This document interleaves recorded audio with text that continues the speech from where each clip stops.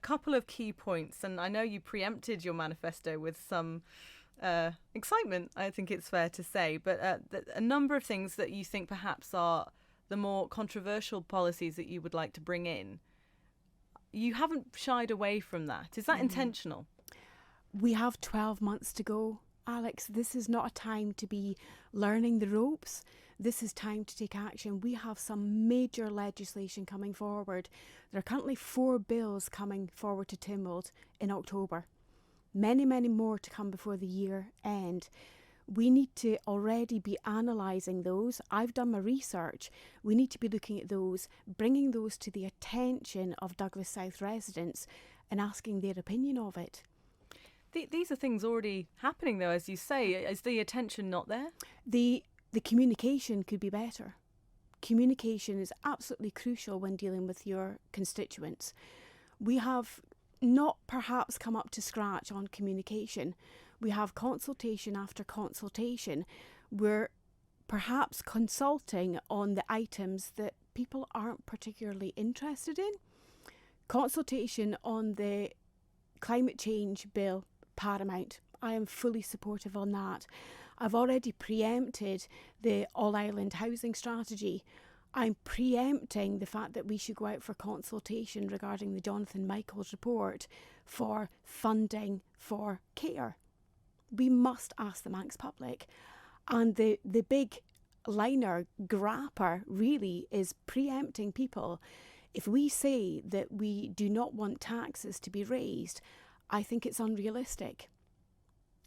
Whilst none of us want to pay more taxes, we have not an unbottomless pit of reserves. The reserves are being used up in the right places, I believe, post-pandemic, but those reserves won't be there for the rest of our lives. We need to start building the reserves.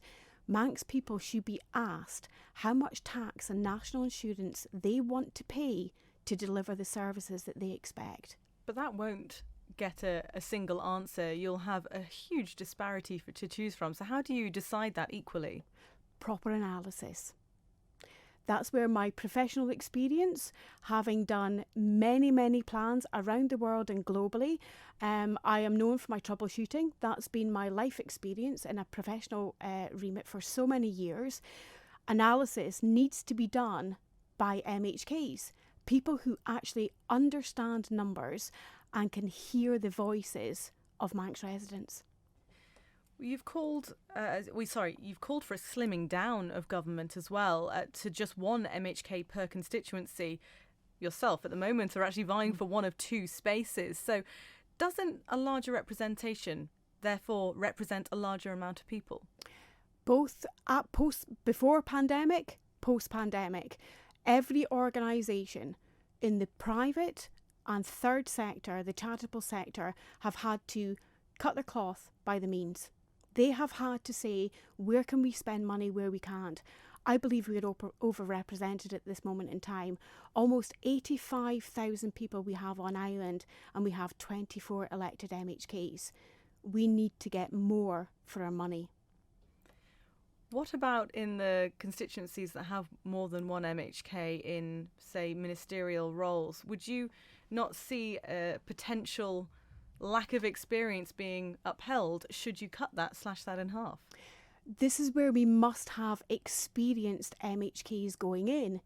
The aspect of having someone who doesn't understand Manx politics, doesn't listen to the Manx people. I am an advocate of the members of the House of Keys voting who their ministers should be. It should not be the choice of the Chief Minister to pick their ministers. And you feel the same way about members of the Legislative Council as well? Legislative Council is an area we very much need to look to trim down. I am categorically, and have always stated in many conversations, Legislative Council should only fulfil the role of scrutiny, primary legislation scrutiny. We've got a little bit more time, but only a tiny bit really. Is there anything that you believe, I mean, this is going to come as some tough proposals. What makes you think people are going to have the confidence to spend more money themselves and still vote you in?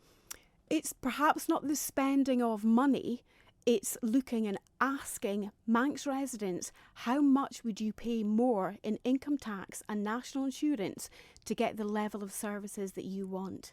That includes healthcare and environmental commitments. Are you prepared for people to say they don't want to spend more money? That is down to the Manx population. All right.